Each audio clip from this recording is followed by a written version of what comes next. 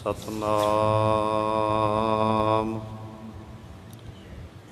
श्री वाहिगुरु साहिब जी। दंडौत बंदन अनक बार, सर्ब कला समरथ डोलन ते राखो प्रभु। नानक दे कर हाथ मन चाओ पया प्रभ आगम सुनिया। हर मंगल गाओ सखी गृह मंदर बनिया। हर गाओ मंगल नित सखिए सोग दुख ना व्यापे। गुर चरण लागे दिन सुभागे अपना पिर जापे। अनहत बाणी गुर शब्द जानी हर नाम हर रस भोगो। कह नानक प्रभ आप मिलिया करण कारण जोगो। कह नानक प्रभ आप मिलिया करण कारण जोगो। जो तो प्रेम खिलन का चाहो सिर तर तली कली मेरी आओ।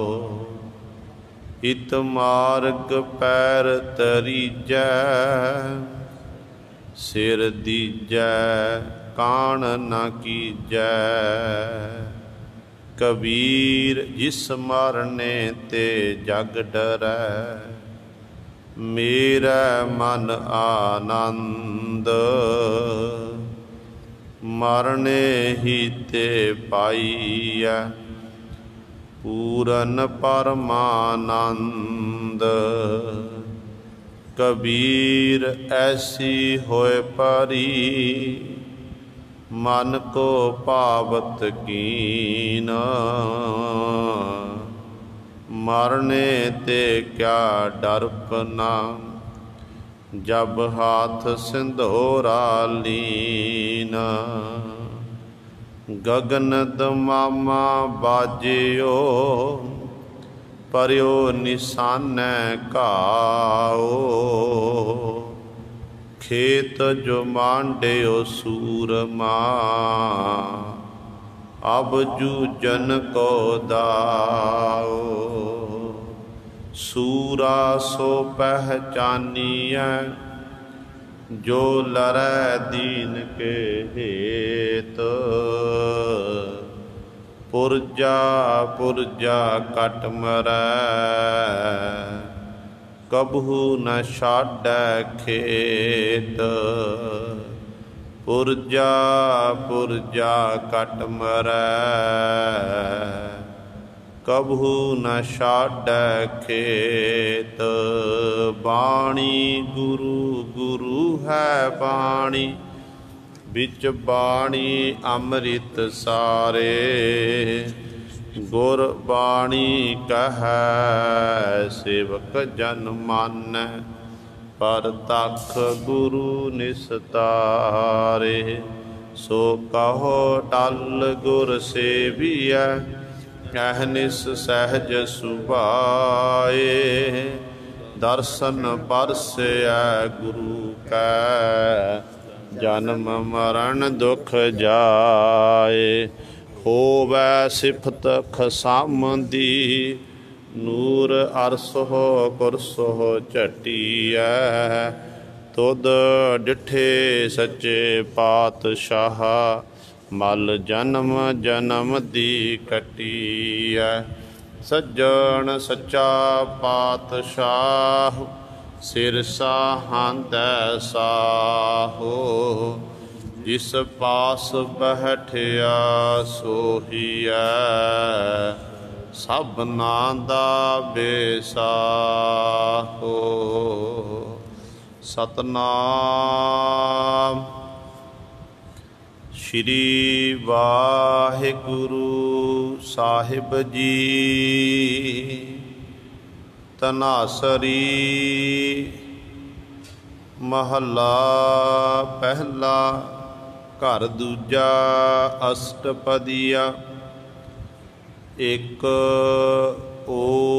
ओंकार सतगुर प्रसाद। गुर सागर रतनी भरपूरे। अमृत संत चुगहे नहीं दूरे। गुर सागर रतनी भरपूरे। अमृत संत चुगहे नहीं दूरे।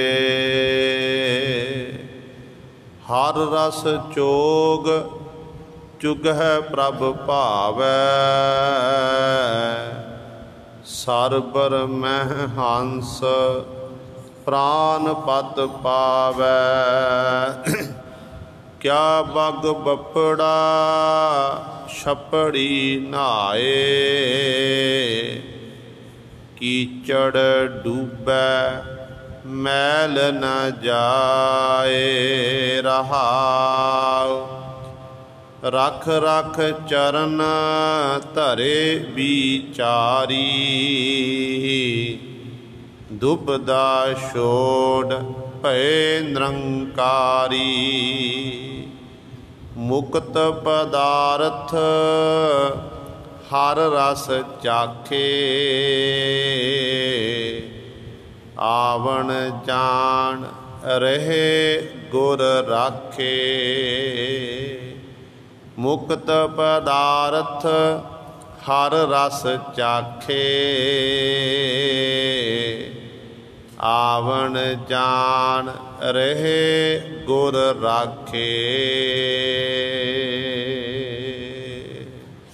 वाहिगुरु जी का खालसा वाहिगुरु जी की फतेह।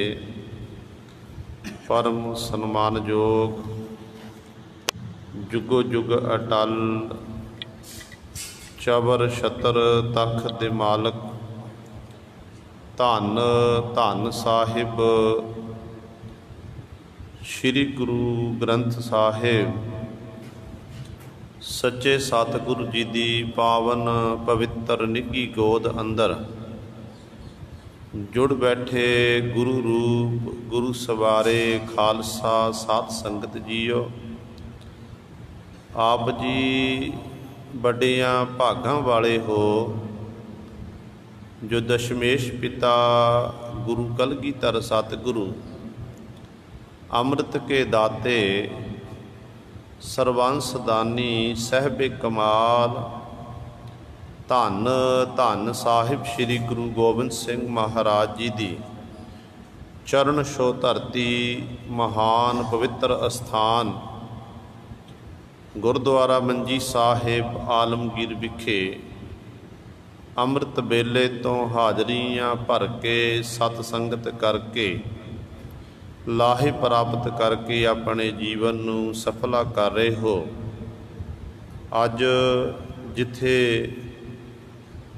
तीसरा घल्लू घारा जून 1984 जिथे अज उन्हां महान शहीदां दा दिन है जिहड़े श्री अकाल तख्त साहिब दी रखिया दे लई जूझ के जिन्हां ने कुर्बानियां देना कीतियां शहादत दे जाम पीना कीते। संत ज्ञानी जरनैल सिंह भिंडरां वाले महापुरख शहीद भाई अमरीक सिंह जी बाबा ठाहरा सिंह जी इत्यादक होर अनेकां सिंह जिहड़े जून 1984 में शहीद होए ने। अज उन्हां दा शहीदी दिहाड़ा है। अज दा दिन 20वीं सदी के महान शहीद संत जरनैल सिंह भिंडरां वाले महापुरख जिन्हां ने शहादत का जाम पीना कीता सी। ਉਹਨਾਂ ਦੀ ਸ਼ਹਾਦਤ ਨੂੰ ਕੋਟਾਨ ਕੋਟ ਪ੍ਰਣਾਮ ਹੈ। ਤੇ ਨਾਲ ਹੀ ਜਿੱਥੇ ਸ਼ਹੀਦੀ ਦਿਹਾੜੇ ਨੇ ਉੱਥੇ ਅੱਜ ਪੰਜ ਪਿਆਲੇ ਪੰਜ ਪੀਰ ਛਠਮ ਪੀਰ ਬੈਠਾ ਗੁਰ ਭਾਰੀ, ਅਰਜਨ ਕਾਇਆ ਪਲਟ ਕੈ ਮੂਰਤ ਹਰ ਗੋਬਿੰਦ ਸਵਾਰੀ, ਚੱਲੀ ਪੀੜੀ ਸੋਢੀਆਂ ਰੂਪ ਦਿਖਾਵਨ ਬਾਰੋ ਬਾਰੀ, ਦਲ ਭੰਜਨ ਗੁਰ ਸੂਰਮਾ ਬੱਡ ਜੋਧਾ ਬਹੁ ਪਰਉਪਕਾਰੀ, ਮਨ ਚਾਉ ਭਇਆ ਪ੍ਰਭ ਆਗਮ ਸੁਣਿਆ ਹਰ ਮੰਗਲ ਗਾਓ ਸਖੀ, ਗ੍ਰਹਿ ਮੰਦਰ ਬਣਿਆ ਹਰ ਗਾਓ ਮੰਗਲ ਨਿਸਖੀਏ, ਸੋਗ ਦੁਖ ਨਾ ਵਿਆਪੇ। ਮੀਰੀ ਪੀਰੀ ਦੇ ਮਾਲਕ ਛੇਵੇਂ ਸਤਿਗੁਰੂ ਧੰਨ ਧੰਨ ਸਾਹਿਬ ਸ੍ਰੀ ਗੁਰੂ ਹਰਗੋਬਿੰਦ ਸਾਹਿਬ ਮਹਾਰਾਜ ਦਾ ਅੱਜ ਪ੍ਰਕਾਸ਼ ਪੁਰਬ ਵੀ ਹੈ। ਸੋ ਸਾਰੀਆਂ ਸੰਗਤਾਂ ਨੂੰ ਸਤਿਗੁਰਾਂ ਦੇ ਪ੍ਰਕਾਸ਼ ਪੁਰਬ ਦੀ ਲੱਖ ਲੱਖ ਵਧਾਈ।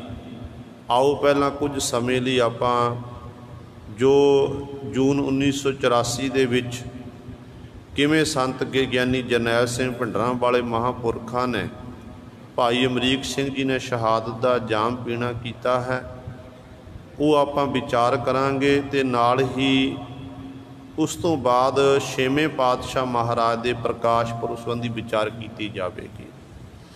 ਸੋ ਕੱਲ੍ਹ ਆਪ ਜੀ ਨੇ ਸ਼ਰਵਣ ਕੀਤਾ ਸੀ ਕਿ ਜਨਰਲ ਸਵੇਗ ਸਿੰਘ ਸ਼ਹਾਦਤ ਦਾ ਜਾਮ ਪੀ ਚੁੱਕੇ ਨੇ। ਸ਼੍ਰੀ ਅਕਾਲ ਤਖਤ ਸਾਹਿਬ ਵਿਖੇ ਸੰਤ ਗਿਆਨੀ ਜਰਨੈਲ ਸਿੰਘ ਭਿੰਡਰਾਂ ਵਾਲੇ ਮਹਾਂਪੁਰਖਾਂ ਨੇ ਜਨਰਲ ਸਵੇਗ ਸਿੰਘ ਦੀ ਲੋਥ ਉੱਤੇ ਵਸਤਰ ਪਾਇਆ ਤੇ ਸਾਰੀਆਂ ਜਿੰਨੇ ਵੀ ਸਿੰਘ ਸੂਰਮੇ ਭੋਰਾ ਸਾਹਿਬ ਵਿਖੇ ਆ ਕੇ ਖਲੋਤੇ ਸਨ ਤੇ ਉਹਨਾਂ ਨੂੰ ਉਸ ਸਮੇਂ ਬਚਨ ਕੀਤੇ। ਕਹਿਣ ਲੱਗੇ, ਭਾਈ ਹੁਣ ਹਿੰਦ ਦੀਆਂ ਫੌਜਾਂ ਨੇ ਅੰਦਰ ਟੈਂਕ ਵਾੜ ਦਿੱਤੇ ਨੇ ਤੇ ਹੁਣ ਬੜਾ ਘਮਸਾਣ ਦਾ ਯੁੱਧ ਹੋਵੇਗਾ ਤੇ ਜਿੰਨੇ ਵੀ ਤੁਸੀਂ ਸਿੰਘ ਮੇਰੇ ਨਾਲ ਹੋ, ਤੁਸੀਂ ਪਹਿਲਾਂ ਤੋਂ ਮੇਰਾ ਸਾਥ ਦੇ ਰਹੇ ਹੋ, ਤੁਹਾਡੇ ਉੱਤੇ ਇਹ ਸ਼ਹੀਦ ਜਿਹੜੀ ਹੈ ਸ਼ਹਾਦਤ ਪ੍ਰਾਪਤ ਕਰਨੀ, ਇਹ ਹਰ ਇੱਕ ਦੇ ਨਸੀਬ ਵਿੱਚ ਪ੍ਰਾਪਤ ਨਹੀਂ ਹੁੰਦੀ ਹੈ। ਸ਼ਹੀਦ ਕਹਿ ਦੇਣਾ ਤੇ ਸ਼ਹੀਦ ਬਣਨਾ ਬੜਾ ਔਖਾ, ਸ਼ਹੀਦ ਹੋਣਾ ਬੜਾ ਔਖਾ ਹੈ। ਤੇ ਸੰਤ ਜਰਨੈਲ ਸਿੰਘ ਭਿੰਡਰਾਂ ਵਾਲੇ ਮਹਾਂਪੁਰਖਾਂ ਨੇ ਬਚਨ ਕੀਤੇ ਕਿ ਜਿਵੇਂ ਹੁਣ ਭਾਈ ਜਰਨਲ ਸਵੇਗ ਸਿੰਘ ਜੀ ਨੇ ਸ਼ਹਾਦਤ ਦਾ ਜਾਮ ਪੀਣਾ ਕੀਤਾ ਹੈ, ਇਸੇ ਤਰ੍ਹਾਂ ਮੈਂ ਕੱਲੇ ਕੱਲੇ ਸਿੰਘ ਨੂੰ ਜਰਨਲ ਸਵੇਗ ਸਿੰਘ ਵਾਂਗ ਜੂਝਦਾ ਦੇਖਣਾ ਚਾਹੁੰਦਾ ਹਾਂ। ਕੱਲੇ ਕੱਲੇ ਸਿੰਘ ਨੂੰ ਜਰਨਲ ਸਵੇਗ ਸਿੰਘ ਵਾਂਗ ਜੂਝਦਾ ਦੇਖਣਾ ਚਾਹੁੰਦਾ ਹਾਂ। ਭਾਵ ਕੱਲਾ ਕੱਲਾ ਸਿੰਘ ਹੁਣ ਜਰਨਲ ਸਵੇਗ ਸਿੰਘ ਬਣੇ। ਜਦੋਂ ਸੰਤ ਗਿਆਨੀ ਜਰਨੈਲ ਸਿੰਘ ਭਿੰਡਰਾਂ ਵਾਲੇ ਮਹਾਂਪੁਰਖਾਂ ਨੇ ਇਹ ਬਚਨ ਕੀਤੇ ਤੇ ਸਿੰਘਾਂ ਨੇ ਬੋਲੇ ਸੋ ਨਿਹਾਲ, ਸਤਿ ਸ਼੍ਰੀ ਅਕਾਲ ਦੇ ਜਕਾਰੇ ਗਜਾਏ। ਨੇਤਰਾਂ ਵਿੱਚ ਗੁਰੂ ਸਾਹਿਬ ਲਾਲੀ ਹੈ। ਮਾਨੋ ਸਿੰਘ ਜਿਹੜੇ ਸਤਿਗੁਰੂ ਜਿਹੜੇ ਉਸ ਸਮੇਂ ਮਹਾਂਪੁਰਖਾਂ ਦੇ ਨਾਲ ਸੀ ਪਾਤਸ਼ਾਹ ਦੇ ਪਾਵਨ ਸਥਾਨ ਵਿਖੇ, ਉਹ ਇਸ ਸਮੇਂ ਦੀ ਕਈ ਸਮੇਂ ਤੋਂ ਕਈ ਸਾਲਾਂ ਤੋਂ ਉਡੀਕ ਕਰ ਰਹੇ ਸੀ ਕਿ ਕਦੋਂ ਸਾਨੂੰ ਸ਼ਹਾਦਤ ਦਾ ਜਾਮ ਪ੍ਰਾਪਤ ਹੋਵੇ। ਕਿਉਂਕਿ ਜਦੋਂ ਆਪਾਂ ਭਾਈ ਅਮਰੀਕ ਸਿੰਘ ਦੀ ਗੱਲ ਕਰੀਏ ਨਾ, ਇਹ ਸਿੰਘ ਜਿਹੜੇ ਮਹਾਂਪੁਰਖਾਂ ਨਾਲ ਸਿੰਘ ਸੀ, ਉਹ ਕਮਾਈ ਵਾਲੇ ਸਿੰਘ ਸੀ, ਨਾਮ ਰੱਸੀਏ ਸੀ, ਬਾਣੀ ਪੜ੍ਹਨ ਵਾਲੇ ਸੀ। ਤੇ ਗੁਰੂ ਸਵਾਰੇ ਜੇ ਆਪਾਂ ਭਾਈ ਅਮਰੀਕ ਸਿੰਘ ਦੀ ਗੱਲ ਕਰੀਏ, ਜਿਸ ਵਕਤ ਫੌਜਾਂ ਅੰਮ੍ਰਿਤਸਰ ਦੀ ਧਰਤੀ 'ਤੇ ਚੱਲ ਕੇ ਆਈਆਂ, ਭਾਈ ਅਮਰੀਕ ਸਿੰਘ ਜੀ ਆਪਣੇ ਪਰਿਵਾਰ ਦੇ ਸਹਿਤ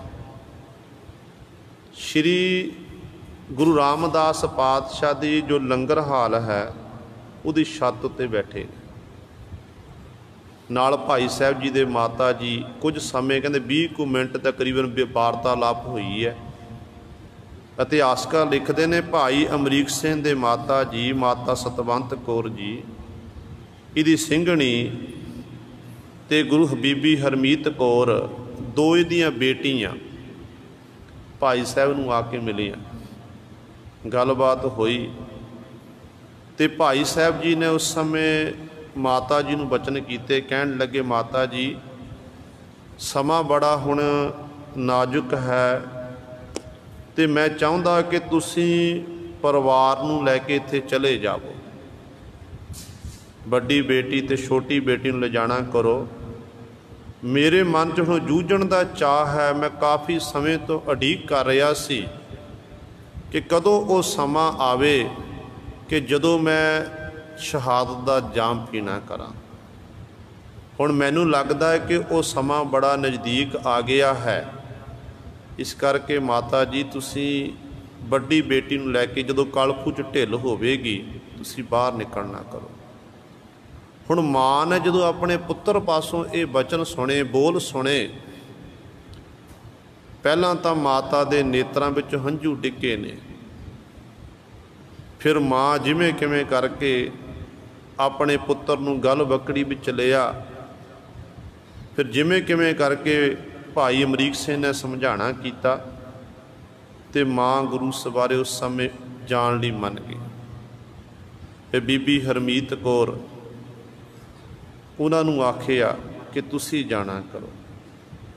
ते बीबी हरमीत कौर कहण लगी, देखदी अपने पति वल कि जदों कि मैं तुहाडे लड़ लगी सी ते उदों हरेक दुख सुख दे विच गुरु साहिबान दी हजूरी च आनंद काज ले जांदे ने ते उदों दुख सुख दे भाई वल बणिया जांदा है। दुख सुख एक साझा हुंदा पति पत्नी दा। ते हुण तुसीं कह रहे हो कि इत्थों जाना करो।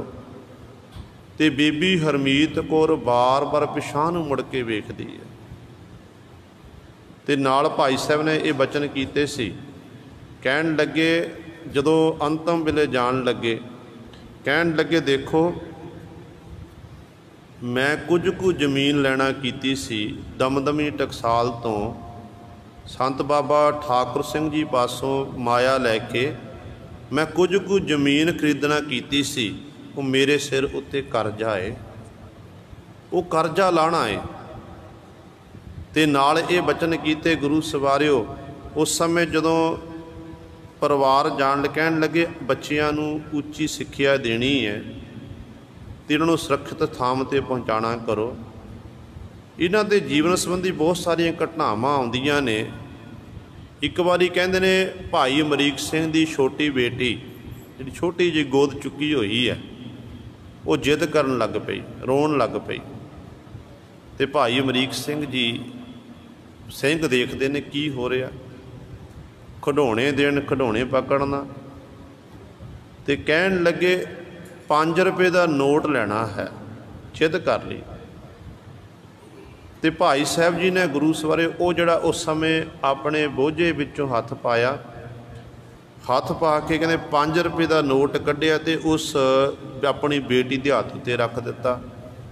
जो बेटी के हाथ उत्ते नोट रखिया ते नोट रखण उपरंत बेटी उस नोट नूं हाथ विच पकड़ के सो गई। ते भाई साहब जी ने वो नोट खिंचिया, फिर इस तरह सामना किया। ते नाल दे सिंह पुछदे ने, कहण लगे भाई साहब जी की हो गया, 5 रुपए का नोट सी, जे तुहाडी बच्ची ने मंग की तुसीं क्यों नहीं दे रहे हो। तो उस समय भाई अमरीक सिंह जी ने यह बचन कीते सी, कहण लगे ये माया मेरी नहीं है, जे अपनी मेहनत मशक्कत नाल ये माया कमाई हुंदी फिर तां मैं अपनी बच्ची नूं दे सकदा सी, पर ये कौम दी माया है, ये देश ये कौम दे लई, कौम दे भले लई ते ਸਿੰਘਾਂ दे लई ये माया कौम ने कतर कीती। इस करके ये अपने परिवार नूं 5 रुपए की गल कर दिओ, मैं तो 1 रुपया नहीं दे सकता। इहो जे त्यागी भी सी गुरु सवारिओ। शहादत प्राप्त करन दे लई उन्हां विच त्याग भी सी। जदों बाणी पढ़दे सी उदों विराग भी सी, ते जदों गुरु सर जूझण दा समा आया उदों फिर सूरबीरता भी सी, कल्ले कल्ले सिंह दे विच। हुण जदों संत ज्ञानी जरनैल सिंह भिंडरां वाले महापुरखां ने बचन कीते, कहण लगे कि भाई एक एक सिंह हुण मैनूं जरनल सवेग सिंह जैसा चाहिदा। ਜਿਵੇਂ ਇੱਕ ਕੌਮ ਦਾ ਹੀਰਾ ਜਨਰਲ ਸੁਬੇਗ ਸਿੰਘ ਬੈਰੀਆਂ ਨਾਲ ਮੁਕਾਬਲਾ ਕਰਦਾ ਹੋਇਆ ਉਹਨਾਂ ਦੇ ਆਹੂ ਲਾਹੁੰਦਾ ਹੋਇਆ ਸ਼ਹਾਦਤ ਦਾ ਜਾਮ ਪੀ ਗਿਆ ਹੈ, ਇਸ ਤਰ੍ਹਾਂ ਦਾ ਜੋਸ਼ ਮੈਂ ਤੁਹਾਡੇ ਇਕੱਲੇ ਇਕੱਲੇ ਸਿੰਘ ਵਿੱਚ ਦੇਖਣਾ ਚਾਹੁੰਦਾ ਹਾਂ। ਤੇ ਗੁਰੂ ਸਵਾਰਿਓ ਇਤਿਹਾਸ ਦੱਸਦਾ ਏ ਸਿੰਘਾਂ ਨੇ ਜਕਾਰੇ ਗਜਾਏ ਤੇ ਉਸ ਸਮੇਂ ਸੰਤ ਗਿਆਨੀ ਜਰਨੈਲ ਸਿੰਘ ਭਿੰਡਰਾਂ ਵਾਲੇ ਮਹਾਂਪੁਰਖ ਇਕੱਠੇ ਹੋਏ ਸਾਰਿਆਂ ਨੇ ਕਹਿਣ ਲੱਗੇ, ਭਾਈ ਹੁਣ ਸ਼ਹਾਦਤ ਪੀਣ ਦਾ ਸਮਾਂ ਹੈ। ਭਾਈ ਅਮਰੀਕ ਸਿੰਘ ਜੀ ਤੇ ਸੰਤ ਗਿਆਨੀ ਜਰਨੈਲ ਸਿੰਘ ਭਿੰਡਰਾਂ ਜਿਹੜੇ ਬੜੇ ਨੇੜੇ ਸੀ ਆਪਸ ਵਿੱਚ, ਇਹ ਫੈਡਰੇਸ਼ਨ ਦੇ ਪ੍ਰਧਾਨ ਸੀ ਤੇ ਸੰਤਾਂ ਨਾਲ ਇੱਕ ਭਰਾਵਾਂ ਵਾਲਾ ਰਿਸ਼ਤਾ ਬਣ ਚੁੱਕਾ ਸੀ। ਤੇ ਗੁਰੂ ਸਵਾਰੇ ਕਹਿਣ ਲੱਗੇ, ਹੁਣ ਅਸੀਂ ਇਸ ਭੋਰੇ ਵਿੱਚੋਂ ਬਾਹਰ ਨਿਕਲ ਕੇ ਜਾਵਾਂਗੇ, ਆਮੋ ਸਾਹਮਣੇ ਜਾ ਕੇ ਯੁੱਧ ਕਰਾਂਗੇ ਤੇ ਬੈਰੀਆਂ ਨੂੰ ਮੁਕਾਬਲਾ ਕਰਕੇ ਜਦੋਂ ਤੱਕ ਸਾਡੇ ਹਿਰਦੇ ਅੰਦਰ ਸਵਾਸ ਚੱਲ ਰਹੇ ਨੇ, ਸਰੀਰ 'ਚ ਸਾਹ ਹੈ, ਜਿਉਂਦਿਆਂ ਜੀ ਅਸੀਂ ਇਹਨਾਂ ਫੌਜਾਂ ਨੂੰ ਸ਼੍ਰੀ ਅਕਾਲ ਤਖ਼ਤ ਸਾਹਿਬ ਦੇ ਕੋਲ ਨਹੀਂ ਪਹੁੰਚਣ ਦੇਵਾਂਗੇ। ਹੋਇਆ ਵੀ ਇਸੇ ਤਰ੍ਹਾਂ ਗੁਰੂ ਸਵਾਰਿਆਂ। ਅਰਦਾਸਾ ਸੋਧੇ ਆ, ਕਹਿੰਦੇ ਨੇ ਭੋਰੇ ਵਿੱਚੋਂ ਬਾਹਰ ਨਿਕਲੇ, ਲੰਮੀ ਲਾਈਨ ਲੱਗੀ, ਸਿੰਘ ਕੁਝ ਕੁ ਨਾਲ ਨੇ। ਸ਼੍ਰੀ ਅਕਾਲ ਤਖ਼ਤ ਸਾਹਿਬ ਤੇ ਸੰਤ ਗਿਆਨੀ ਜਰਨੈਲ ਸਿੰਘ ਭਿੰਡਰਾਂ ਵਾਲੇ ਮਹਾਂਪੁਰਖ ਆਏ। ਜਿਹੜਾ ਹੱਥ ਵਿੱਚ ਤੀਰ ਪਕੜਿਆ ਹੋਇਆ ਸੀ ਨਾ, ਉਹ ਤੀਰ ਸੰਤ ਜੀ ਨੇ ਉਸ ਸਮੇਂ ਸ਼੍ਰੀ ਅਕਾਲ ਤਖ਼ਤ ਦੇ ਸ਼ਸਤਰ ਜਿੰਨੇ, ਜਿੱਥੇ ਬਾਬਾ ਦੀਪ ਸਿੰਘ ਦਾ ਸ਼ਸਤਰ ਪਿਆ ਹੋਇਆ, ਹੋਰ ਅਨੇਕਾਂ ਸ਼ਸਤਰ ਪਏ ਹੋਏ ਨੇ, ਉਹਨਾਂ ਸ਼ਸਤਰਾਂ ਵਿੱਚ ਉਹ ਤੀਰ ਸਜਾ ਦਿੱਤਾ। ਤੀਰ ਸਜਾਇਆ।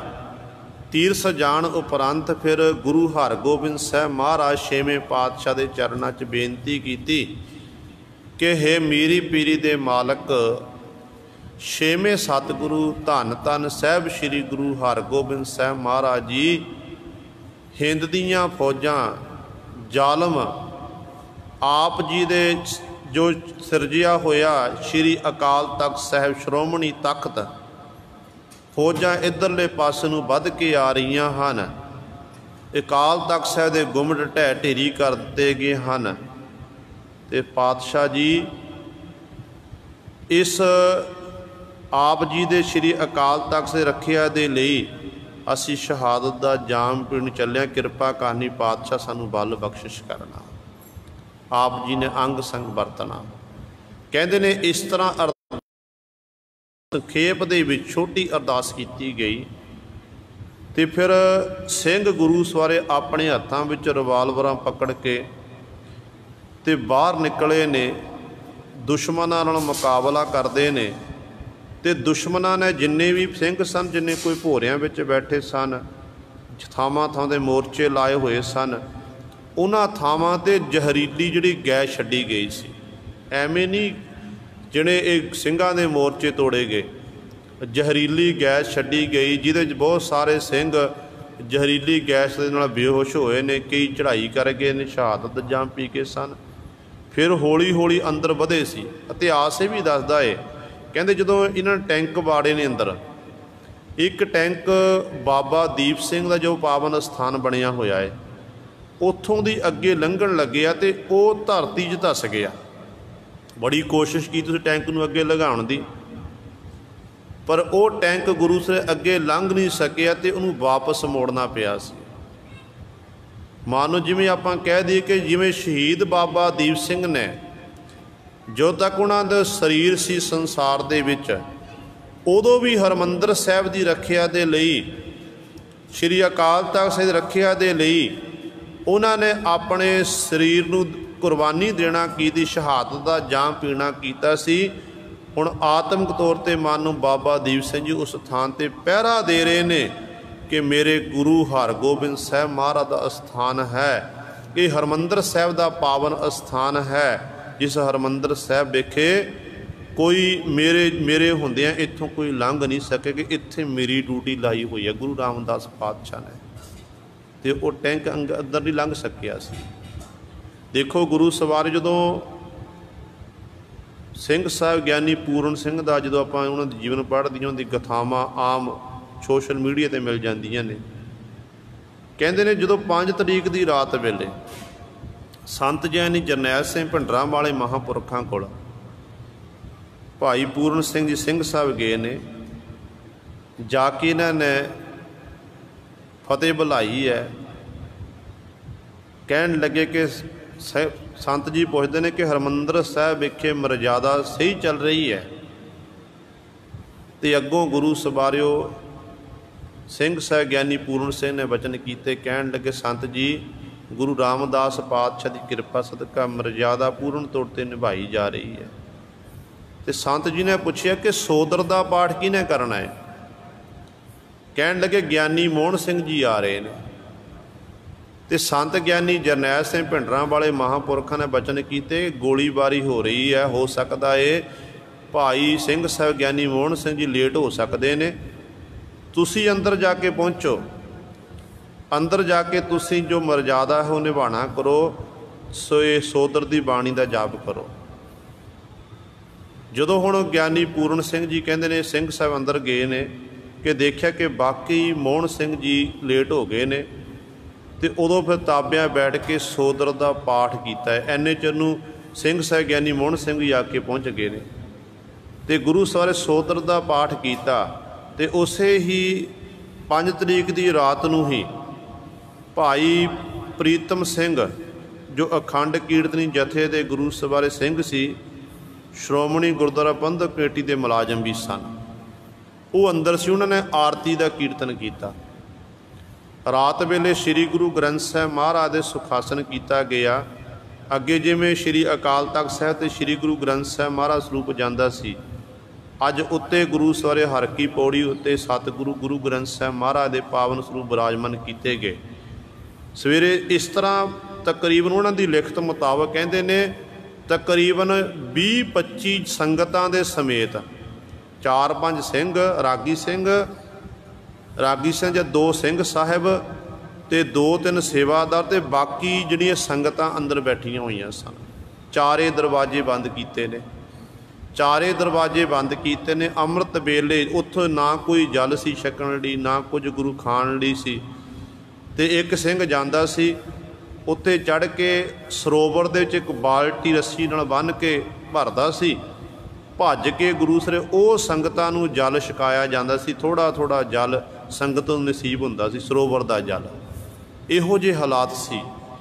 ਫਿਰ ਜਦੋਂ ਕਹਿੰਦੇ ਅੰਮ੍ਰਿਤ ਵੇਲੇ ਦਾ ਸਮਾਂ ਸੀ, ਅੰਮ੍ਰਿਤ ਵੇਲੇ ਧੰਨ ਗੁਰੂ ਗ੍ਰੰਥ ਸਾਹਿਬ ਮਹਾਰਾਜ ਦੇ ਪ੍ਰਕਾਸ਼ ਕੀਤੇ ਗਏ। ਜਿਵੇਂ ਆਪਾਂ ਦੇਖਦੇ ਹਾਂ, ਲਾਈਵ ਦੇਖਦੇ ਹਾਂ ਕਿ ਗੁਰੂ ਗ੍ਰੰਥ ਸਾਹਿਬ ਮਹਾਰਾਜ ਸਰੂਪ ਆਉਂਦਾ, ਸਵਈਏ ਪੜ੍ਹੇ। ਉਦੋਂ ਸਵਈਏ ਨਹੀਂ ਪੜ੍ਹੇ ਗਏ, ਉਦੋਂ ਕੇਵਲ ਸੀਮਤ ਸਿੰਘ ਸੀ ਅੰਦਰ। ਸ੍ਰੀ ਗੁਰੂ ਗ੍ਰੰਥ ਸਾਹਿਬ ਮਹਾਰਾਜ ਸੁਰਰਕੀ ਪੌੜੀ ਤੋਂ ਥੱਲੇ ਆਉਂਦਾ, ਧੰਨ ਗੁਰੂ ਗ੍ਰੰਥ ਸਾਹਿਬ ਮਹਾਰਾਜ ਪ੍ਰਕਾਸ਼ ਕੀਤੇ ਜਾਂਦੇ ਨੇ। ਹੁਕਮਨਾਮਾ ਸਾਹਿਬ ਸਤਿਗੁਰੂ ਬਖਸ਼ਿਸ਼ ਕਰਦੇ ਨੇ। ਤੇ ਇੱਧਰੋਂ ਗੁਰੂ ਸਵਾਰੇ ਫਿਰ ਭਾਈ ਪ੍ਰੀਤਮ ਸਿੰਘ ਜੀ ਕੀਰਤਨ ਪ੍ਰਾਰੰਭ ਕਰਦੇ ਆਸਾ ਕੀ ਵਾਰ ਦਾ। ਜਦੋਂ ਆਸਾ ਜੀ ਦੀ ਵਾਰ ਦਾ ਕੀਰਤਨ ਕਰ ਰਹੇ ਨੇ ਤੇ ਕੀਰਤਨ ਕਰਦਿਆਂ ਉਹ ਜਿਹੜਾ ਹਰ ਕੀ ਪੌੜੀ ਵਾਲਾ ਦਰਵਾਜ਼ਾ ਨਾ, ਇੱਧਰਲੇ ਪਾਸੇ ਤੋਂ ਗੋਲੀਆਂ ਦਰਵਾਜ਼ੇ ਨੂੰ ਚੀਰਦੀਆਂ ਹੋਈਆਂ ਆਈਆਂ।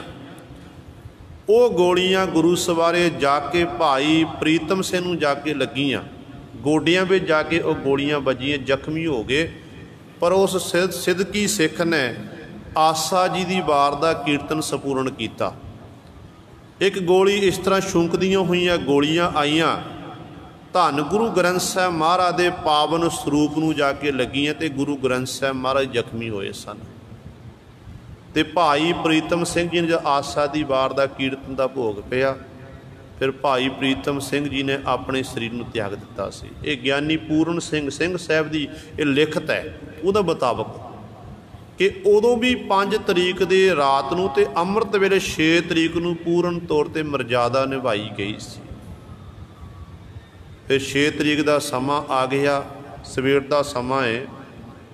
ਕਈ ਇਤਿਹਾਸਕਾਰ ਲਿਖਦੇ ਨੇ ਕਿ ਪਹਿਲਾਂ ਸੰਤ ਜੀ ਨੇ ਇਹ ਬਚਨ ਕੀਤੇ ਕਿ ਅਸੀਂ 7.5 ਸ਼ਹਾਦਤ ਦਾ, ਭਾਈ ਅਮਰੀਕ ਸਿੰਘ ਨੇ ਕਿ 7.5 ਸ਼ਹਾਦਤ ਦਾ ਜਾਮ ਪੀਵਾਂਗੇ। ਫਿਰ ਬਸ ਸਮਾਂ ਬਦਲਿਆ, ਕਹਿਣਗੇ ਨਹੀਂ ਤੇ ਕਰੀਬਨ 9 ਵਜੇ ਆਪਾਂ 9:30 ਵਜੇ ਸ਼ਹਾਦਤ ਦਾ ਜਾਮ ਪੀਵਾਂਗੇ। ਜਦੋਂ ਹੁਣ ਸ਼੍ਰੀ ਗੁਰੂ ਸਵਾਰੇ ਸ਼੍ਰੀ ਅਕਾਲ ਤਖਤ ਸਾਹਿਬ ਤੇ ਅਰਦਾਸ ਬੇਨਤੀ ਕਰਕੇ ਤੀਰ ਆਪਣਾ ਰੱਖ ਦਿੱਤਾ ਗਿਆ ਤੇ ਬਾਹਰ ਨਿਕਲੇ ਨੇ, ਜਿੱਥੇ ਸਾਡੇ ਝੰਡੇ ਬੂੰਗੇ ਨੇ, ਨਿਸ਼ਾਨ ਸਾਹਿਬ ਨੇ, ਉਸ ਉੱਥੇ ਸੰਤ ਗਿਆਨੀ ਜਰਨੈਲ ਸਿੰਘ ਭਿੰਡਰਾਂ ਵਾਲੇ ਮਹਾਂਪੁਰਖ ਗੋਲੀਆਂ ਵਰਾਉਂਦੇ ਹੋਏ ਦੁਸ਼ਮਣਾਂ ਦੇ ਉੱਤੇ ਅੱਗੇ ਵੱਧ ਰਹੇ ਨੇ। ਕਹਿੰਦੇ ਜਦੋਂ ਪੌੜੀਆਂ ਉਤਰ ਰਹੇ ਨਾ, ਪੌੜੀਆਂ ਉਤਰਦਿਆਂ ਸਮੇਂ ਇੱਕ ਗੋਲੀ ਆ ਕੇ ਭਾਈ ਅਮਰੀਕ ਸਿੰਘ ਨੂੰ ਆ ਕੇ ਲੱਗੀ ਹੈ। ਭਾਈ ਅਮਰੀਕ ਸਿੰਘ ਜੀ ਜ਼ਖਮੀ ਹੋ ਗਏ ਨੇ। ਇੱਕ ਥੰਮੜੇ ਦਾ ਸਹਾਰਾ ਲੈ ਕੇ ਫਿਰ ਵੀ ਦੁਸ਼ਮਣਾਂ ਨਾਲ ਮੁਕਾਬਲਾ ਕਰ ਰਹੇ ਨੇ ਤੇ ਗੁਰੂ ਸਵਾਰੇ ਸੰਤ ਗਿਆਨੀ ਜਰਨੈਲ ਸਿੰਘ ਭਿੰਡਰਾਂ ਵਾਲੇ ਆਮੋ ਸਾਹਮਣੇ ਹੋਏ ਨੇ। ਸੰਤਾਂ ਦਾ ਵੱਡਾ ਭਰਾ ਭਾਈ ਜੰਗੀਰ ਸਿੰਘ ਉਹ ਵੀ ਸ਼ਹਾਦਤ ਦਾ ਜਾਮ ਪੀ ਗਿਆ ਤੇ ਇੱਥੋਂ ਗੁਰੂ ਸਵਾਰੇ ਇੱਕ ਬਰਸ਼ਟ ਵੱਜੀ ਆ ਜੋ ਸੰਤ ਗਿਆਨੀ ਜਰਨੈਲ ਸਿੰਘ ਭਿੰਡਰਾਂ ਵਾਲੇ ਮਹਾਂਪੁਰਖਾਂ ਨੂੰ ਆ ਕੇ ਲੱਗਿਆ ਤੇ ਮਹਾਂਪੁਰਖ ਉਸ ਸਮੇਂ ਫਿਰ ਸ਼ਹਾਦਤ ਦਾ ਜਾਮ ਪੀਣਾ ਕੀਤਾ। ਜਦੋਂ ਭਾਈ ਅਮਰੀਕ ਸਿੰਘ ਨੇ ਦੇਖਿਆ ਤੇ ਭਾਈ ਅਮਰੀਕ ਸਿੰਘ ਜੀ ਕਹਿਣ ਲੱਗੇ ਭਾਣਾ ਵਰਤ ਗਿਆ ਜੇ। ਜਿਹੜੇ ਸਮੇਂ ਦੀ ਉਡੀਕ ਕਰ ਰਹੇ ਸੀ ਸੰਤ ਜੀ, ਉਹ ਸਮਾਂ ਆ ਚੁੱਕਾ। ਸੰਤ ਜੀ ਸ਼ਹਾਦਤ ਦਾ ਜਾਮ ਪੀ ਗਏ ਨੇ ਤੇ ਅੱਜ ਦਾ ਦਿਨ ਗੁਰੂ ਸਵਾਰੇ ਫਿਰ ਸੰਤ ਗਿਆਨੀ ਜਰਨੈਲ ਸਿੰਘ ਭਿੰਡਰਾਂ ਵਾਲੇ ਮਹਾਂਪੁਰਖਾਂ ਨੇ ਸ਼ਹਾਦਤ ਦਾ ਜਾਮ ਪੀਣਾ ਕੀਤਾ। ਇੱਥੋਂ ਤੱਕ ਫਿਰ ਭਾਈ ਅਮਰੀਕ ਸਿੰਘ ਜੀ ਥੋੜ੍ਹੇ ਸਮੇਂ ਜੂਝਦੇ ਹੋਏ ਉਹ ਵੀ ਸ਼ਹਾਦਤ ਦਾ ਜਾਮ ਪੀ ਗਏ ਨੇ। ਹੋਰ ਅਨੇਕਾਂ ਸਿੰਘ ਸੂਰਮੇ ਸ਼ਹਾਦਤ ਦਾ ਜਾਮ ਪੀ ਚੁੱਕੇ ਸਨ। ਪਰ ਉਸ ਸਮੇਂ ਘਟਨਾ ਇਸ ਤਰ੍ਹਾਂ ਵਾਪਰੀ ਹੈ ਕਿ ਸੰਤ ਗਿਆਨੀ ਜਰਨੈਲ ਸਿੰਘ ਭਿੰਡਰਾਂ ਵਾਲੇ ਮਹਾਂਪੁਰਖ ਸ਼ਹੀਦ ਹੋ ਗਏ ਨੇ, ਪਰ ਇਹਨਾਂ ਦੀ ਲੋਥ ਲੱਭਣ ਵਿੱਚ ਫੌਜ ਨੂੰ ਬੜਾ ਔਖਿਆਈ ਹੋਈ ਹੈ। ਕੱਲੀਆਂ ਲੋਥਾਂ ਚੁੱਕ ਕੇ ਦੇਖਣਾ ਕੀਤੀਆਂ, ਸ਼ਨਾਖਤ ਕਰ ਰਹੇ ਨੇ। ਤੇ ਇੱਧਰ ਗੁਰੂ ਸਰ ਇਸ ਤਰ੍ਹਾਂ ਅੱਜ ਦਾ ਦਿਨ ਸ਼੍ਰੀ ਅਕਾਲ ਤਖਤ ਸਾਹਿਬ 'ਤੇ ਹਮਲਾ ਹੋਇਆ ਸੀ ਤੇ ਇਸ ਹਮਲੇ ਦੇ ਵਿੱਚ ਸੰਤ ਗਿਆਨੀ ਜਰਨੈਲ ਸਿੰਘ ਭਿੰਡਰਾਂ ਵਾਲੇ ਮਹਾਂਪੁਰਖ, ਭਾਈ ਅਮਰੀਕ ਸਿੰਘ ਜੀ, ਬਾਬਾ ਠਾਹਰਾ ਸਿੰਘ ਜੀ, ਹੋਰ ਅਨੇਕਾਂ ਸਿੰਘਾਂ ਨੇ ਸ਼ਹਾਦਤ ਦਾ ਜਾਮ ਪੀਣਾ ਕੀਤਾ ਸੀ। ਸੋ ਮਹਾਂਪੁਰਖਾਂ ਦੇ ਸ਼ਹੀਦ ਸਿੰਘਾਂ, ਸਮੂਹ ਸ਼ਹੀਦ ਸਿੰਘਾਂ ਦੀ ਸ਼ਹਾਦਤ ਨੂੰ ਕੋਟਾਨ ਕੋਟ ਪ੍ਰਣਾਮ।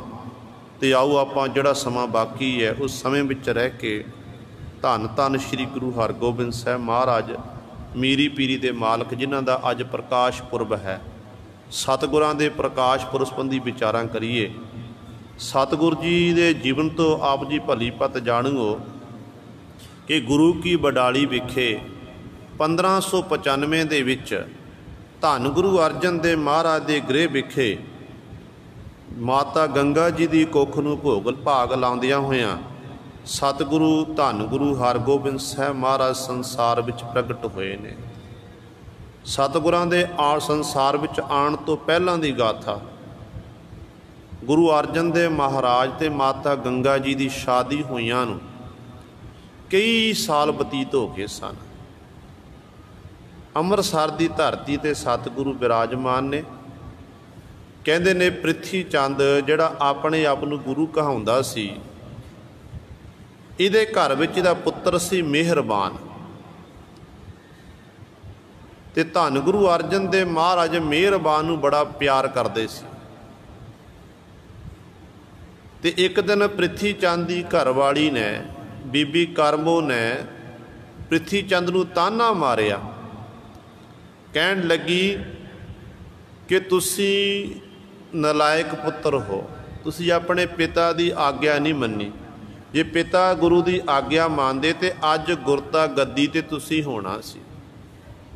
ਇਤਿਹਾਸਕਾਰ ਤਾਂ ਇਹ ਵੀ ਲਿਖਦੇ ਨੇ, ਕਹਿੰਦੇ ਨੇ ਮਾਤਾ ਗੰਗਾ ਵਰਖਾ ਦੀ ਰੁੱਤ ਸੀ ਤੇ ਵਰਖਾ ਪੈ ਕੇ ਹਟੀ ਸੀ ਤੇ ਮਾਤਾ ਜੀ ਨੇ ਕੀਮਤੀ ਜਿਹੜੇ ਵਸਤਰ ਸਨ ਆਪਣੀ ਗੋਲੀ ਸੇਵਕਾਣੀ ਨੂੰ ਆਖਿਆ ਕਿ ਇਹਨੂੰ ਆ ਜਾ ਕੇ ਤੂੰ ਧੁੱਪ ਲਵਾਉਣਾ ਕਰ। ਜਦੋਂ ਬੀਬੀ ਕਰਮੋ ਨੇ ਉਹ ਕੀਮਤੀ ਵਸਤਰ ਦੇਖੇ ਤੇ ਉੱਥੋਂ ਫਿਰ ਆਪਣੇ ਪਤੀ ਨਾਲ ਝਗੜਾ ਸ਼ੁਰੂ ਕੀਤਾ ਸੀ। ਪ੍ਰਿਥੀ ਚੰਦ ਨੂੰ ਕਹਿਣ ਲੱਗੀ ਤੁਸੀਂ ਆਪਣੇ ਪਿਤਾ ਗੁਰੂ ਦੇ ਹੁਕਮ ਦੀ ਪਾਲਣਾ ਨਹੀਂ ਕੀਤੀ, ਜਿਸ ਕਰਕੇ ਗੁਰਤਾ ਗੱਦੀ ਤੁਸੀਂ ਖਾਲੀ ਰਹਿ ਗਏ ਹੋ। ਜੇ ਤੁਸੀਂ ਆਪਣੇ ਪਿਤਾ ਗੁਰੂ ਦੇ ਹੁਕਮ ਦੀ ਪਾਲਣਾ ਕਰਦੇ ਅੱਜ ਗੁਰੂ ਤੁਸੀਂ ਹੋਣਾ ਸੀ। ਜਿਹੜੇ ਸ਼ਰੀਕਾਂ ਦੇ ਘਰ ਪਦਾਰਥ ਆ ਰਹੇ ਨੇ, ਵਸਤਰ ਆ ਰਹੇ ਨੇ, ਇਤਿਆਦਿਕ ਜਿੰਨੀਆਂ ਵੀ ਵਸਤੂਆਂ ਆਉਂਦੀਆਂ ਨੇ, ਉਹ ਸਾਰਿਆਂ ਦੇ ਮਾਲਕ ਤੁਸੀਂ ਹੋਣਾ ਸੀ, ਮੈਂ ਹੋਣਾ ਸੀ। ਤੇ ਪ੍ਰਿਥੀ ਚੰਦ ਨੇ ਉਸ ਸਮੇਂ ਆਪਣੀ ਘਰ ਵਾਲੀ ਨੂੰ ਆਖਿਆ, ਬੀਬੀ ਕਰਮੋ ਨੂੰ, ਕਿ ਭਾਗਵਾਨੇ ਕੋਈ ਗੱਲ ਨਹੀਂ, ਤਾਂ ਕੀ ਹੋ ਗਿਆ ਜੇ ਮੈਂ ਗੁਰੂ ਨਹੀਂ ਬਣਿਆ? ਮੇਰਾ ਪੁੱਤਰ ਹੈ ਮਿਹਰਬਾਨ, ਤੇ ਧੰਨ ਗੁਰੂ ਅਰਜਨ ਦੇਵ ਮਹਾਰਾਜ ਉਹਨੂੰ ਬੜਾ ਪ੍ਰੇਮ ਕਰਦੇ ਨੇ।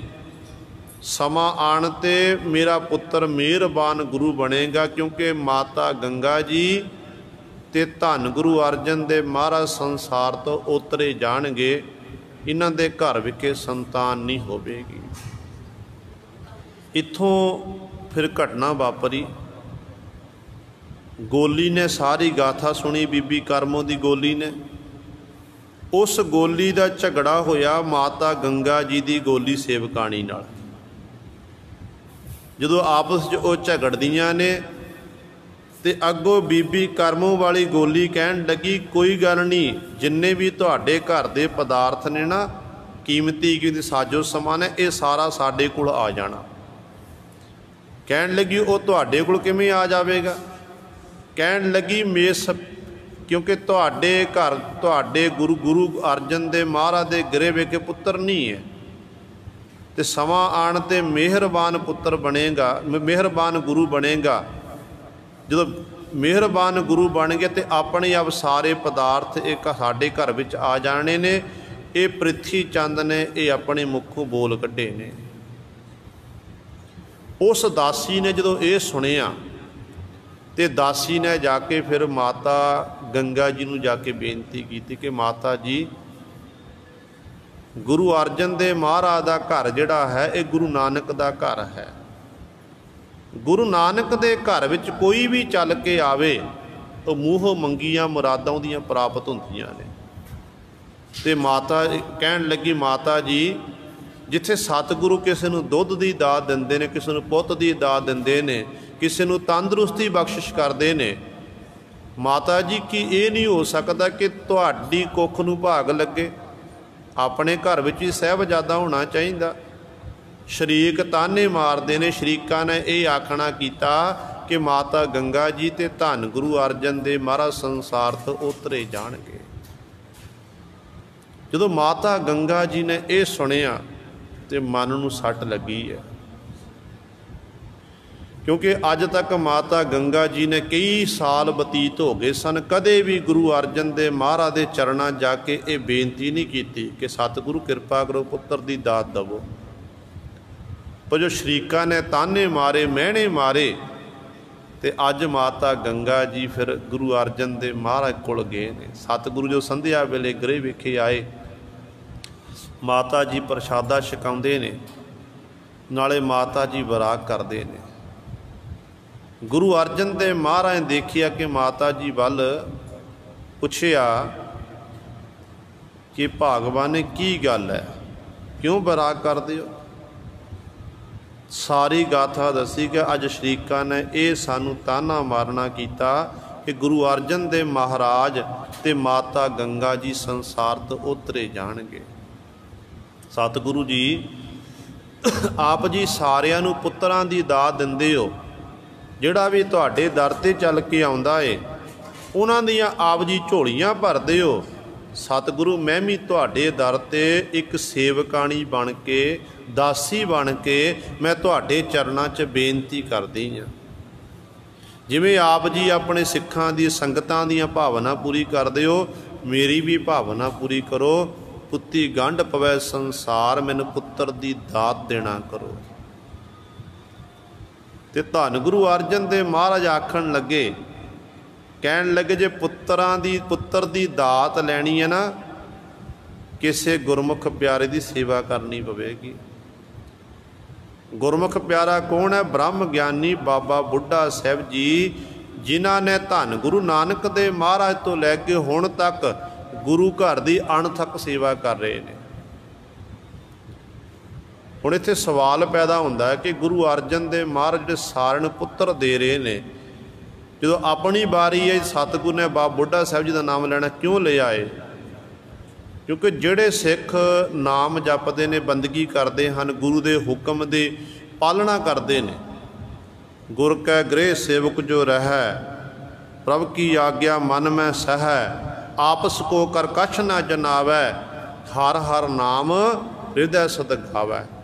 ਜਿਹੜੇ ਇਹਨਾਂ ਬਚਨਾਂ ਦੇ ਧਾਰਨੀ ਨੇ ਨਾ, ਉਹਨਾਂ ਨੂੰ ਫਿਰ ਗੁਰੂ ਸਾਹਿਬਾਨ ਜੀ ਬਹੁਤ ਜ਼ਿਆਦਾ ਪਿਆਰ ਕਰਦੇ ਨੇ।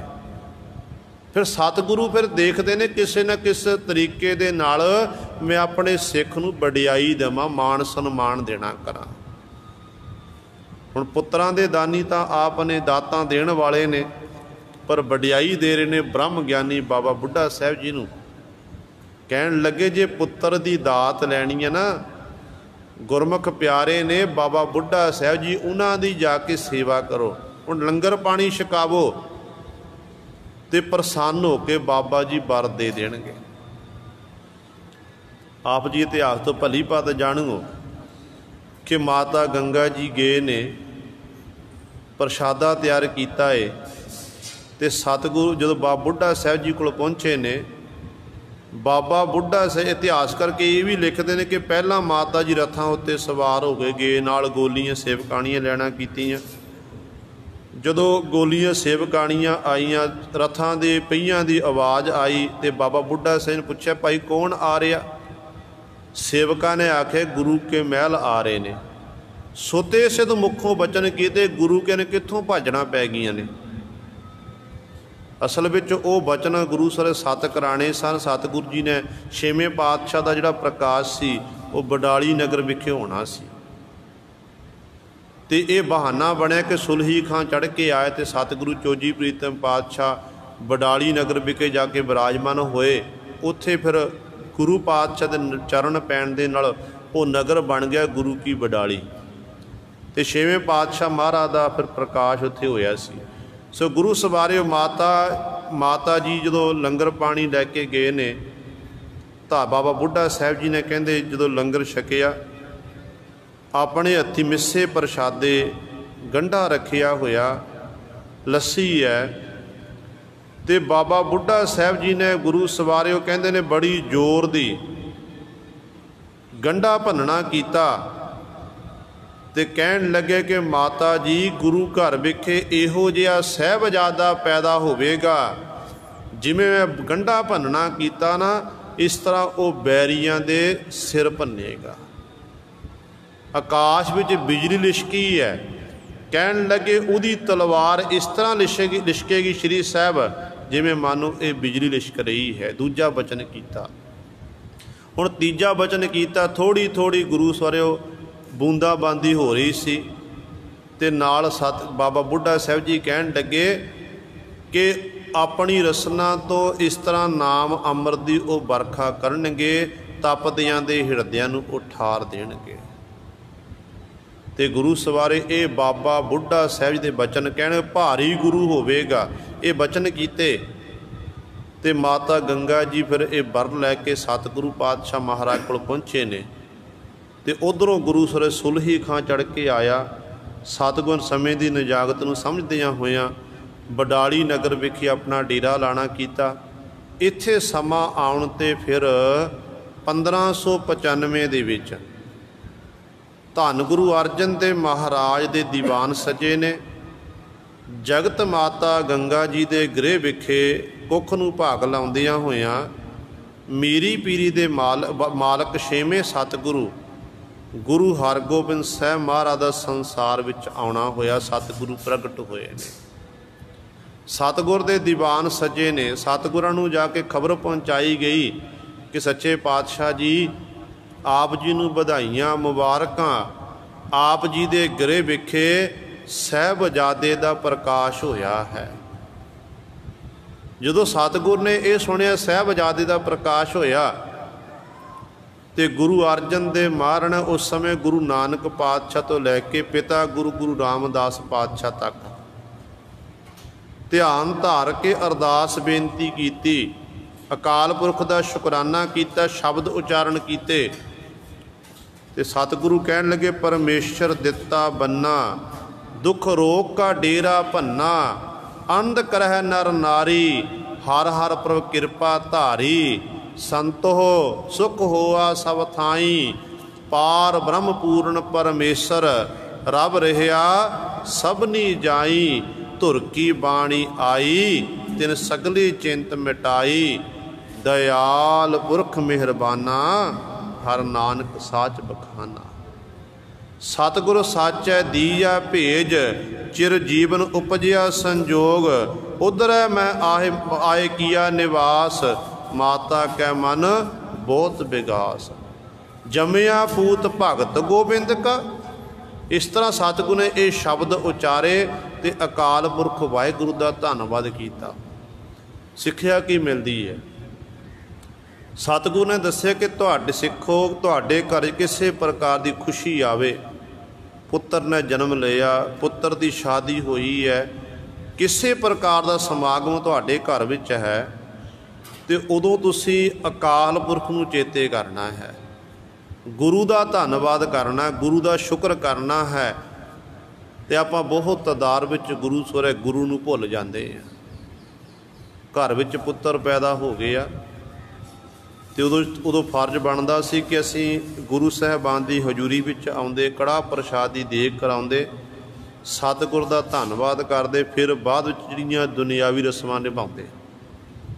पर बहुत तादाद विच इस तरह देखा जाता है कि जदों घर विच इस तरह का खुशियां वाला दिन आउंदा ते आपां साडे सिख भरा ही, बाकियां दी गल नहीं, सिख भरावां दी गल है, तो उदों शराब शुरू हो जाती, कबाब शुरू हो जाता है। लोक दिखावे हित गुरु ग्रंथ साहिब महाराज के पावन स्वरूप घर विच लिआए जाते हैं, मुबारक चरण पाए जाते हैं, अखंड पाठ सहज पाठ प्रारंभ होंदा है, सुखनी सहज की पावन बाणी के जाप होंदे ने, कीर्तन होंदा, कथा बख्यान होंदा।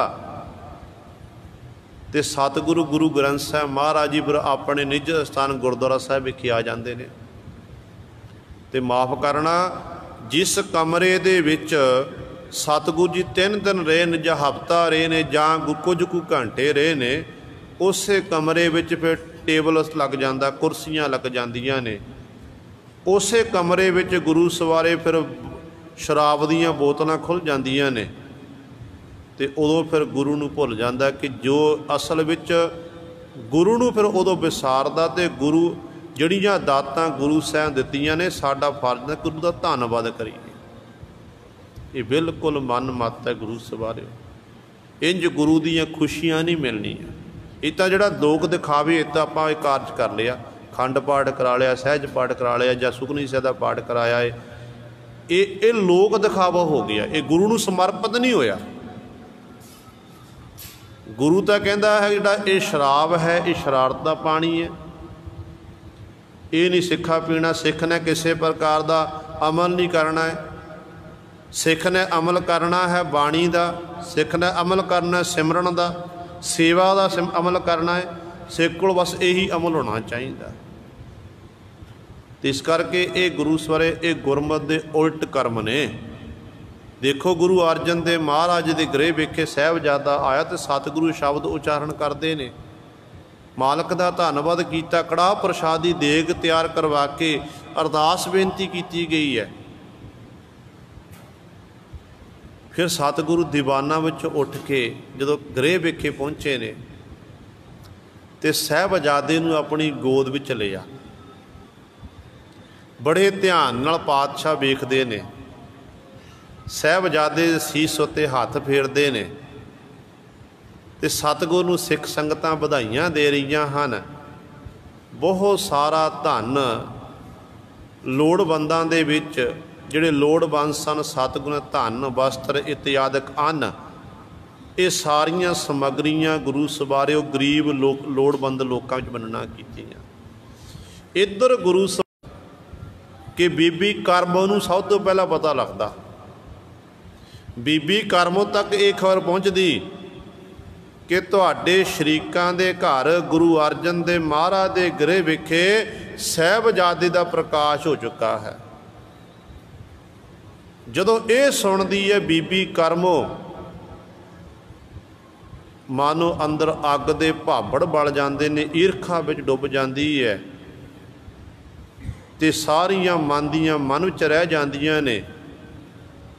जिहड़े ये सोचते सी कि साडा ਪੁੱਤਰ ਆਉਣ ਵਾਲੇ ਸਮੇਂ 'ਚ ਗੁਰਤਾ ਗੱਦੀ ਦਾ ਮਾਲਕ ਬਣੇਗਾ। ਹੁਣ ਉਹ ਮਨ ਵਿੱਚ ਹੀ ਰਹਿ ਗਈਆਂ। ਗੁਰਬਾਣੀ ਦਾ ਫਰਮਾਨ ਹੈ ਨਾ, ਗੁਰੂ ਤੇਗ ਬਹਾਦਰ ਸਾਹਿਬ ਮਹਾਰਾਜ ਨੂੰ ਪੁੱਛੋ, ਗੁਰੂ ਸਾਹਿਬਾਨ ਜੀ ਫਰਮਾਨ ਕਰਦੇ ਨੇ ਕਿ ਮਨ ਕੀ ਮਨ ਹੀ ਮਾਹੇ ਰਹੀ, ਨਾ ਹਰ ਭਜੇ ਨਾ ਤੀਰਥ ਸੇਵੇ, ਚੋਟੀ ਕਾਲ ਗਈ। ਅੰਤ ਵੇਲੇ ਕਾਲ ਸਿਰ ਦੀ ਚੋਟੀ ਤੋਂ ਆ ਕੇ ਪਕੜ ਲੈਂਦਾ। ਤੇ ਹੁਣ ਜਦੋਂ ਇਹ ਸੱਲ ਇਹੋ ਜਿਹੇ ਅੰਦਰ ਪੈਦਾ, ਦੁੱਖ ਪੈਦਾ, ਬੜੇ ਦੁਖੀ ਹੋਏ ਨੇ, ਸ਼ਰੀਕ ਦੁਖੀ ਹੋ ਰਹੇ ਨੇ। ਗੁਰੂ ਅਰਜਨ ਦੇਵ ਮਹਾਰਾਜ ਦੇ ਅੱਗੇ ਖੁਸ਼ੀਆਂ ਮਨਾਈਆਂ ਜਾ ਰਹੀਆਂ ਨੇ। ਤੇ ਪ੍ਰਿਥੀ ਚੰਦ ਬਾਹਰੋਂ ਆਇਆ। ਜਦੋਂ ਪ੍ਰਿਥੀ ਚੰਦ ਨੂੰ ਨਹੀਂ ਪਤਾ, ਇਹ ਖਬਰ ਨਹੀਂ ਪਹੁੰਚੀ ਹਾਲੇ ਤੱਕ, ਬਾਹਰੋਂ ਆਇਆ। ਘਰ ਦੇ ਵਿੱਚ ਜਦੋਂ ਪ੍ਰਵੇਸ਼ ਹੋਇਆ ਨਾ, ਬੀਬੀ ਕਰਮੋ ਆਪਣੇ ਪਤੀ ਨਾਲ ਬੜੀ ਅੱਗ ਬਬੂਲੀ ਹੋ ਕੇ ਲੜਨ ਲੱਗੀ। ਕਹਿਣ ਲੱਗੀ ਤੁਹਾਡੇ ਬਚਨ ਝੂਠੇ ਹੋ ਗਏ ਨੇ। ਤੁਸੀਂ ਕਹਿੰਦੇ ਸੀ ਕਿ ਸ਼ਰੀਕ ਸੰਸਾਰ ਤੋਂ ਉਤਰੇ ਜਾਣਗੇ, ਪਰ ਦੇਖੋ ਅੱਜ ਸ਼ਰੀਕਾਂ ਦੇ ਘਰ ਸਾਹਿਬਜ਼ਾਦੇ ਦਾ ਪ੍ਰਕਾਸ਼ ਹੋ ਗਿਆ ਹੈ। ਤੇ ਪ੍ਰਿਥੀ ਚੰਦ ਵੀ ਬੜਾ ਦੁਖੀ ਹੋਇਆ।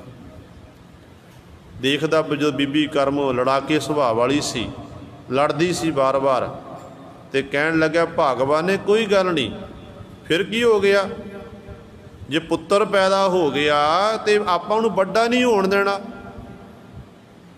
ਛੋਟੀ ਉਮਰ ਦੇ ਵਿੱਚ ਹੀ ਆਪਾਂ ਖਤਮ ਕਰ ਦਿਆਂਗੇ। ਤੇਰੇ ਨਾਲ ਵਾਅਦਾ ਕਰਦਾ ਆਪਣੇ ਪੁੱਤਰ ਨੂੰ ਗੁਰੂ ਨਾਨਕ ਦੀ ਗੱਦੀ ਉੱਤੇ ਬਿਠਾਵਾਂਗਾ ਮੈਂ। ਆਪ ਜੀ ਫਿਰ ਇਤਿਹਾਸ ਤੋਂ ਭਲੀ ਪਤ ਜਾਣੂ ਹੋ ਕਿ ਬਚਪਨ ਦੇ ਵਿੱਚ ਹੀ ਸਾਹਿਬਜ਼ਾਦੇ ਨੂੰ ਖਤਮ ਕਰਨ ਦੀਆਂ ਕੋਸ਼ਿਸ਼ਾਂ ਕੀਤੀਆਂ ਗਈਆਂ।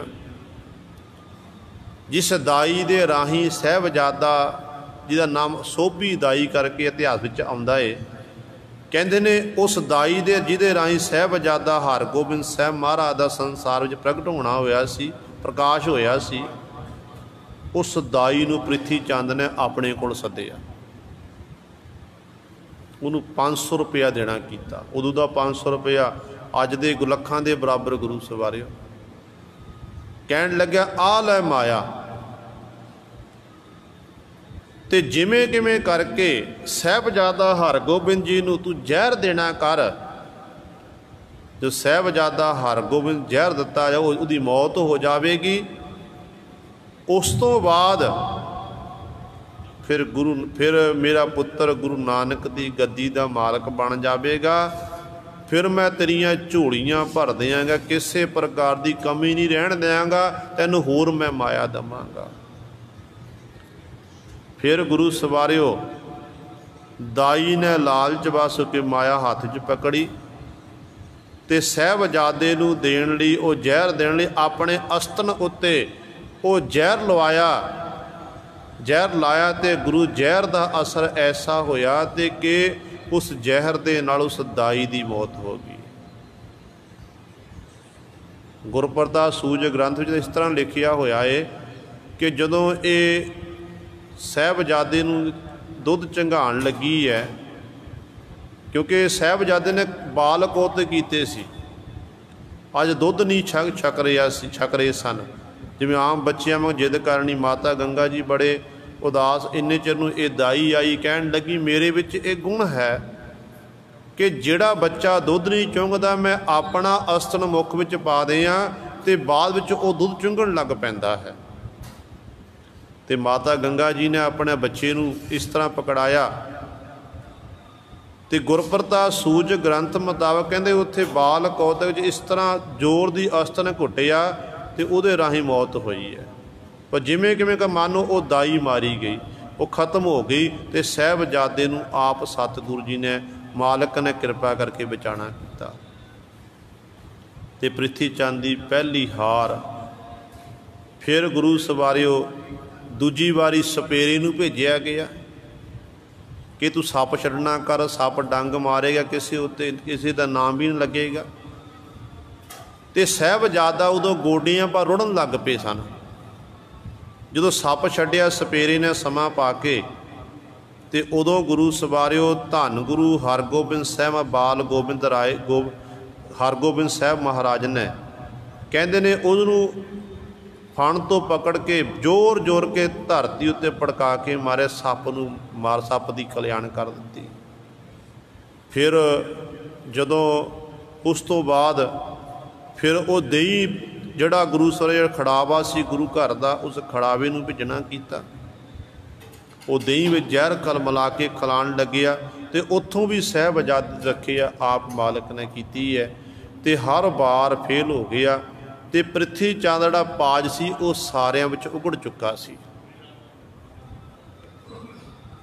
ते इत्थों तक गुरु नानक लेवा संगतां पृथ्वी चंद के मुख उत्ते कहण लग पईयां सन कि ये मीणा है। पिता गुरु धन गुरु रामदास पातशाह महाराज जदों ज्योति जो समान तो पहलां इहनूं कह के गए सन कि ये मीणा है पृथ्वी चंद। एडा बड़ा काफर, एक छोटा जिहा बच्चा, उन्होंने मारन लई किन्नियां कोशिशां कीतियां ने।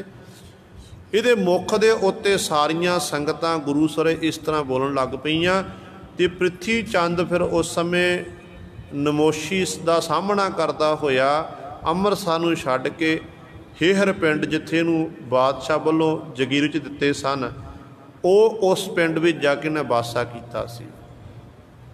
कि गुरु की बडाली तो तकरीबन 3 साल का समा सतगुरु गुरु अर्जन देव महाराज ने इत्थे बतीत किया। फिर सतगुरु जी ਅੰਮ੍ਰਿਤਸਰ साहिब की धरती ते आए ने। हुण सतगुरु के जीवन संबंधी आप जी भली भत जाणो कि जदों 11 साल की उम्र हुई, 11 साल की उम्र दे विच गुरु नानक की गद्दी के 6वें वारस बने ने। धन गुरु अर्जन देव महाराज जो 1606 दे विच शहादत का जाम पीण लई तुरे ने, उदों फिर साहिबजादा हरगोबिंद साहिब महाराज नूं गुरता गद्दी बख्शिश की सी। फिर गुरु सवारे जो सतगुरु शहीद हो गए ने, उस तो बाद फिर सतगुरु जी गद्दी ते विराजमान होए, गुरता गद्दी का तिलक लाया गई, रस्म निभाई गई। तो इतिहास दसदा कि उदों फिर सतगुरु जी ने सीस उत्ते सुंदर दस्तार बन्हना की सी, उदों बचन कीते सी पातशाह ने। इतिहास गवाह है, कहते जदों बाबा बुढ़ा सहज ने सेली टोपी भेटा की ना, तो सतगुरु कहन लगे नहीं साडे लई दस्तार लैके आवो। बाबा जी असी सीस उत्ते दस्तार सजावांगे, साडे सिख भी दस्तार सजाया करनगे, साडे सिख असी शस्त्रधारी होवांगे, साडे सिख भी शस्त्रधारी होणगे। कहंदे ने सतगुरु एक समय गुरु हरगोबिंद साहिब नूं सवाल कीते सी कि पातशाह जी आप जी दे सिख विच किहड़े-किहड़े गुण होने चाहिए ने। ते धन गुरु हरगोबिंद साहिब महाराज ने बचन कीते, कहण लगे मेरा जी जिस सिख विच 3 गुण ने ना, जिहड़ा 3 गुणां दा धारणी है वो मेरा सिख है। पातशाह वो किहड़े-किहड़े गुण? कहण लगे रफ्तार, गफ्तार ते दस्तार। कि मेरे सिख 3 गुण, पहला गुण रफ्तार, गफ्तार, दस्तार। कि जदों मेरे सिख ने कोई काम करना है अपने शरीर उत्ते आलस नहीं आण देना। अमृत वेले का उठण का समा होवेगा, उदों सिख ने आलस नहीं आण देना। अमृत वेला सच नाम वडियाई विचार परमात्मा की वडियाई करन लग पैना है। कोई कारज करना है तो कारज विच आलस नहीं, मेरा सिख आलसी नहीं हो सकता है, पहला गुण। ते दूजा फिर गफ्तार। गफ्तार तो भाव मिठ बोलड़ा, चंगे सुभाव वाला। सिख दी जुबान विच ऐसा रस होवे कि सुनने वाला कायल हो जावे। जिहड़े गुण उस मालिक दे विच ने, गुरु साहिबाना दे विच ने, वो गुण मेरे सिख विच होने चाहिए ने।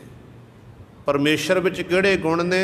गुरु नानक पातशाह नूं पुछो ते धन गुरु नानक देव महाराज बचन करते ने कि मिठ बोलड़ा जी हर सज्जन स्वामी मोरा, हो संभल थकी जी कदे न बोलै कोरा। कोड़ा बोल ना जानै पूर्ण भगवानै, औगुण को ना चितारे। ये वाहिगुरु दे विच परमेश्वर दे गुरु साहिबां च ये गुण है। सतगुरु मिठ बोलड़े सन। ऐसी मिठास सी पातशाह दे शब्दां दे विच कि सुनन वाला कायल हो जाता सी। ते पातशाह कहण लगे दूजा गुण गिरफ्तार वाला सिख सी। सो ते ये सिख जदों किसी ने गलबात करे ना, सिख दे जवान विच रस होवे, सिख मिठ बोलड़ा होवे, ये सिख विच गुण दूजा गुण होना चाहिए। तीजा गुण छेवें पातशाह महाराज ने कीता, कहण लगे दस्तार साबत सूरत दस्तार सिरा, कि मेरा सिख असी भी भाई अज तो अपने सीस ते दस्तार सजाउंदे हां ते साडा सिख भी अज तो बाद दस्तार सजावेगा। सो छेवें पातशाह महाराज ने इस सिख नूं विच ये तीन गुण बख्शिश कीते। ते गुरु सवारियो सतगुरु जी ने मीरी पीरी दीयां तलवारां पहनना कीतियां, श्री अकाल तख्त साहिब की सिरजना की। जिस श्री अकाल तख्त साहिब की राखी दे लई अज दा दिन संत ज्ञानी जरनैल सिंह भिंडरां वाले महापुरख भाई अमरीक सिंह जी इत्यादक होर अनेकां सिंघां ने शहादत दा जाम पीना कीता। ते सतगुर ने अपने जीवन काल दे विच फिर 4 जंगां लड़ना कीतियां। धन गुरु नानक दे महाराज तो लैके गुरु अर्जन दे महाराज तक भगती मार्ग सी। उदों शस्त्र नहीं सन, शस्त्र विद्या का अभ्यास नहीं हुंदा सी। ते जदों धन गुरु अर्जन दे महाराज नूं शहीद किया गया तो सतगुरु जो अमृतसर तो चले सन पहला बचन कर चुके सी कि पुत्र हुण तुसीं शस्त्रधारी होना है, सेना भर्ती करनी है, शस्त्र विद्या का अभ्यास आप करना ते अपने सिखां नूं करवाना है। आउण वाला समा बड़ा भयानक आ रहा है, जुल्म का खात्मा करन दे लई तलवार उठानी पवेगी, श्री साहब उठानी पवेगी। फिर आप जी भली पत जाणू हो कि छेवें पातशाह महाराज ने अपने जीवन काल दे विच 4 जंगां लड़ना कीतियां ते चारे जंगां दे विच सतगुरु पातशाह महाराज ने फतेह प्राप्त की, जित प्राप्त की है। सो सारियां संगतां नूं धन गुरु हरगोबिंद साहब महाराज दे प्रकाश पुरब दी लख लख बधाई। ते जिन्ने भी जून 1984 दे विच शहीद होए ने संत ज्ञानी जरनैल सिंह भिंडरां वाले महापुरख भाई अमरीक सिंह जी, बाबा ठारा सिंह जी इत्यादक होर जनरल सवेग सिंह, इन्हां दी शहादत नूं कोटान कोट प्रणाम, भुल चुक दी खिमा।